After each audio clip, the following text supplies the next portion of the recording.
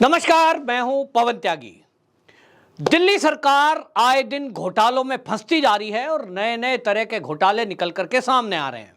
भारत में एक नए तरह की राजनीति देने का वादा करने वाले केजरीवाल वो अब इतने घिर गए हैं कि उनके 2 मंत्री जेल के अंदर बंद हैं। कई मंत्री और विधायक पहले से ही आरोपों को घेरे में हैं और अब कांग्रेस आक्रामक हुई है और कांग्रेस ने सीधे सीधे दिल्ली के एलजी से यह मांग की है कि जो अरविंद केजरीवाल की सरकार ने लोगों की जासूसी कराने के लिए एक फीडबैक यूनिट का गठन किया, उस फीडबैक यूनिट के जरिए जो दिल्ली के विपक्ष के नेता हैं उनकी जासूसी कराई जो कि अवैध थी। और यह तक आरोप लगाए कि जो यंत्र इन्होंने जासूसी के लिए मंगवाए वो दिल्ली सरकार के अधिकार क्षेत्र में नहीं थे।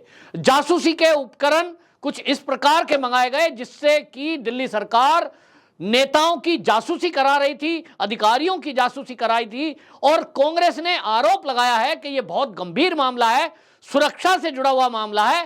कांग्रेस के नेताओं ने यह भी आरोप लगाया कि जो दिल्ली सरकार ने घोटाला किया है, वो शराब घोटाला, उसका पैसा देश विरोधी एक्टिविटी करने वाले लोगों तक आम आदमी पार्टी ने पहुंचाया है। और इसलिए दिल्ली के सीनियर लीडरों ने दिल्ली के एलजी को अब यह मांग की है कि इस मामले में एनआईए जांच करे।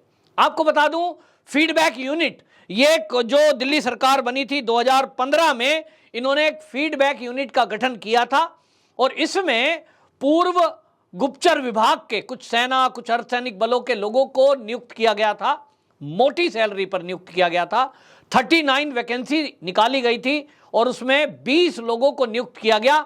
और इसमें सबसे बड़ी गड़बड़ी यह कि जितनी भी सरकारी वैकेंसी दिल्ली सरकार को निकालनी है या निकालती है, रूल यह है कि उसकी परमिशन पहले एलजी से लेनी पड़ेगी।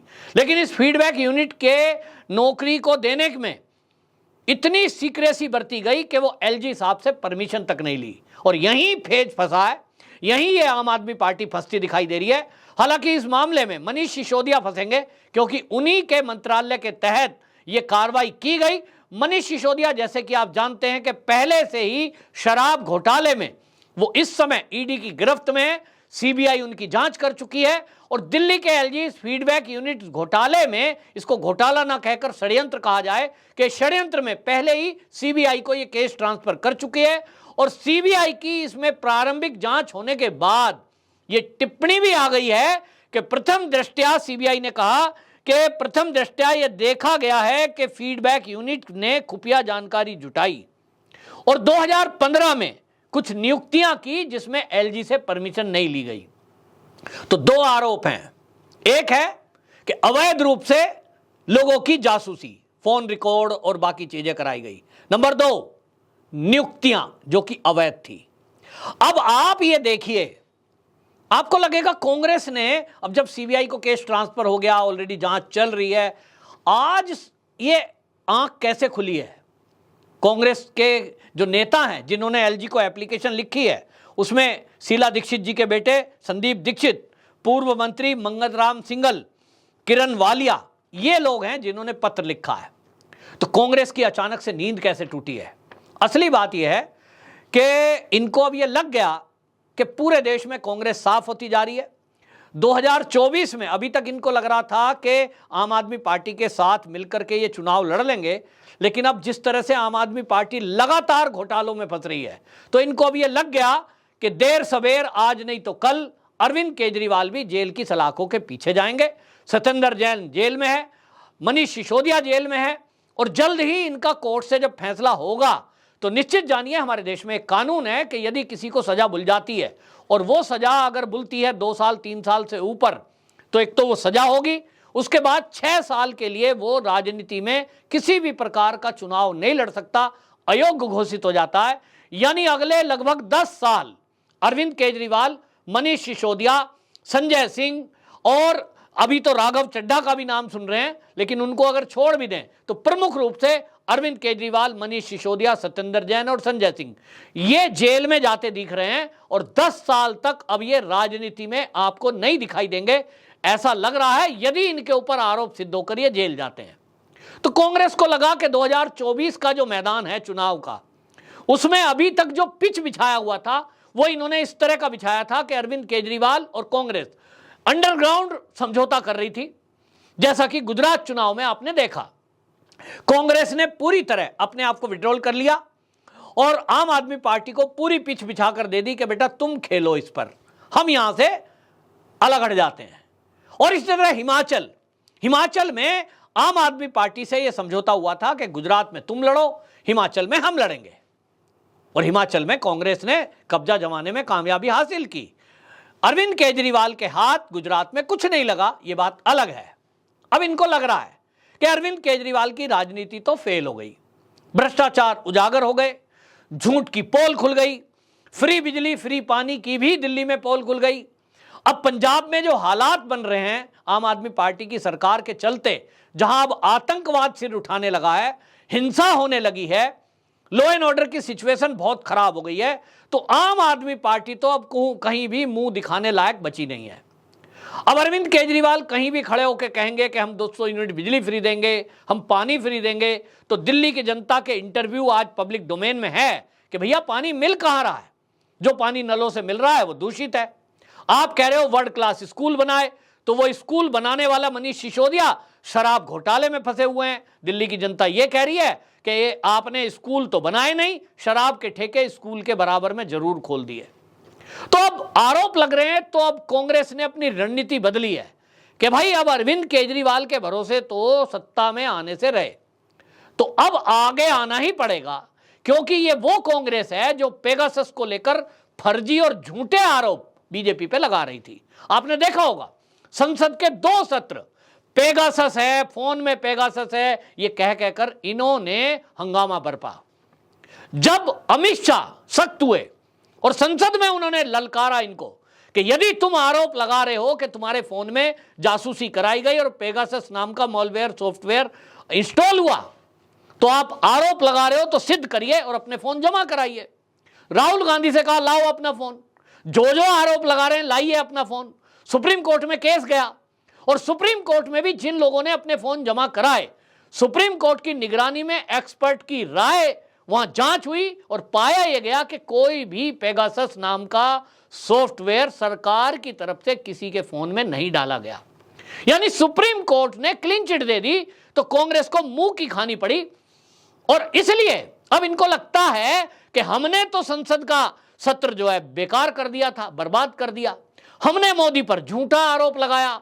अब दिल्ली में जो सच्ची बात सामने आ रही है, यूनिट गठन हुई, जो फीडबैक यूनिट गठन हुई, उसने बाकायदा काम किया, उसको कार्यालय दिया गया, उसको वेतन दिए गए लोगों को, ये तो ऑन द रिकॉर्ड है, क्योंकि सैलरी गई सरकार के खाते से।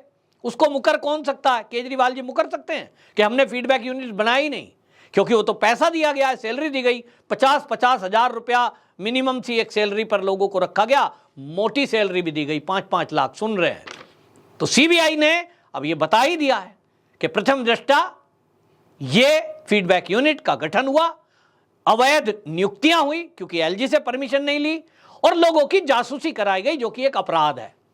किसी अपराधी की आप जासूसी करा सकते हैं, उसके लिए परमिशन लेनी होती है, और वो भी डीएम स्तर के लेवल से पहले परमिशन लेती है पुलिस, तब फोन की जासूसी कराई जा सकती है। लेकिन आप राजनीतिक महत्वाकांक्षा के लिए, सत्ता में बने रहने के लिए जासूसी कराएं, ये नहीं हो सकता। लेकिन आश्चर्य देखिए, पूरे देश का जो विपक्ष पेगासस को लेकर बीजेपी पर सवाल उठा रहा था, उसी विपक्ष ने एक भी शब्द अरविंद केजरीवाल के फीडबैक यूनिट पर नहीं उठाया। केवल बीजेपी के नेताओं ने हल्ला किया। तो क्या सवाल उठ रहा है कि अरविंद केजरीवाल से लड़ने वाली क्या केवल भाजपा ही है दिल्ली में, बाकी कांग्रेस कहीं नहीं है? तो कांग्रेस साफ पूरी तरह हो गई। और अब इनको लग रहा है, जो दिल्ली के लीडर हैं, जो मैंने नाम लिया आपको, संदीप दीक्षित, उनको लगता है यार दिल्ली से सांसद हैं और इतनी पुराने राजनीतिक पार्टी से जुड़े हुए, उनकी मदर जो है यहाँ सीएम रही, कितना काम किया दिल्ली में, उनका एक नाम था, लेकिन उनको साइडलाइन कर दिया, कांग्रेसियों ने साइडलाइन कर दिया। अजय माकन यहां से राजनीति करते थे, वो साइडलाइन है, कहीं लाइट में नहीं है। यानी कांग्रेस के आला कमान ने ही अरविंद केजरीवाल के लिए पूरा मैदान खाली छोड़ दिया है कि हम तुम्हारे किसी भी घोटाले पर कोई सवाल नहीं उठाएंगे। आप देखें कि इतना घोटाला, जहां बीजेपी रोज प्रदर्शन करती है आम आदमी पार्टी कार्यालय पर, और घोटाले पर रोज प्रेस कॉन्फ्रेंस हो रही है। कांग्रेस का कोई बड़ा लीडर बोलता नहीं है। राहुल गांधी के मुंह से आपने नहीं सुना, सोनिया के मुंह से आपने नहीं सुना होगा, मल्लिकार्जुन खड़गे के मुंह से आपने नहीं सुना होगा कि दिल्ली में आम आदमी पार्टी की सरकार है और ये घोटाला कर रहा है। इनका मतलब ये हो गया कि तुम भी घोटाला करो, हम भी घोटाला करें, मिलकर लूटेंगे, मिलकर खाएंगे, आरोप बीजेपी पे लगाएंगे। तो इनको लग रहा होगा लोकल लीडरों को कि भाई हमारा क्या होगा, टिकट मिलेगा नहीं मिलेगा, जनता वोट देगी तो पूछेगी, चुनाव में उतरेंगे तो जनता पूछेगी कि आप कहां थे, चुनाव से पहले आप क्यों मौन थे। और इसलिए मुझे लग रहा है कि राजनीति करने के लिए ही अब ये आगे आए हैं। एक कांग्रेस की प्रवक्ता टीवी पर बैठकर पूरे गिना रही थी कौन कौन आम आदमी पार्टी के कार्यकर्ता राशन कार्ड बनाने में, यौन शोषण में पकड़े गए, कौन हिंसा में पकड़े गए, वो गिनवा रही थी। अब उनको अब आंख खुली है, लेकिन वो कहते हैं जब जागो जभी सवेरा। तो भाई भारतीय जनता पार्टी तो सीबीआई और ईडी से जांच करा रही है, लेकिन कांग्रेस के नेताओं ने अब एनआईए से जांच की मांग की है। तो इसमें एक नई तरह की राजनीति शुरू हो गई।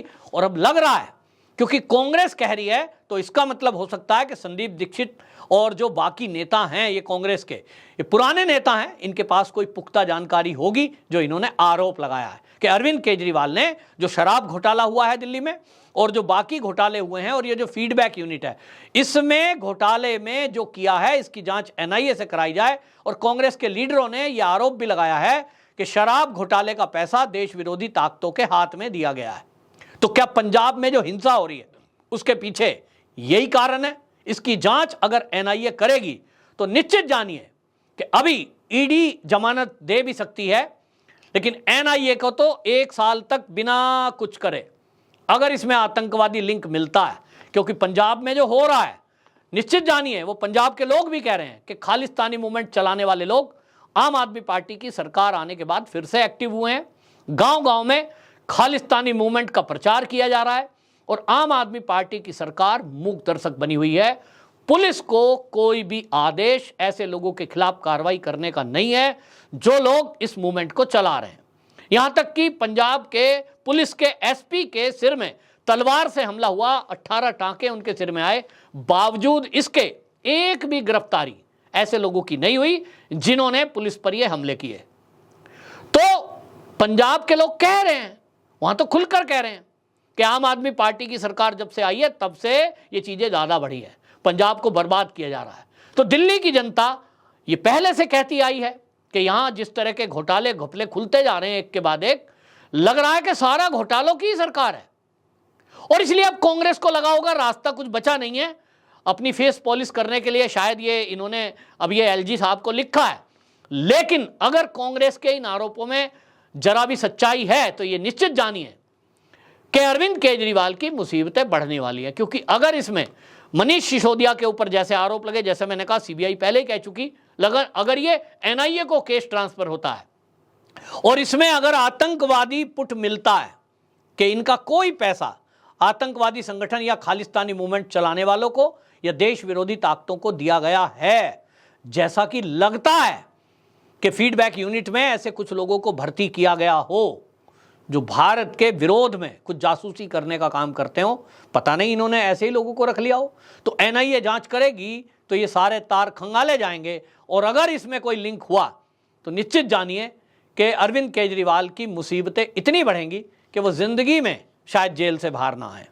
क्योंकि हमारे देश में यूएपीए कानून बहुत सख्त है और इसी यूएपीए कानून के तहत कांग्रेस के नेताओं ने अरविंद केजरीवाल की जांच की मांग की है।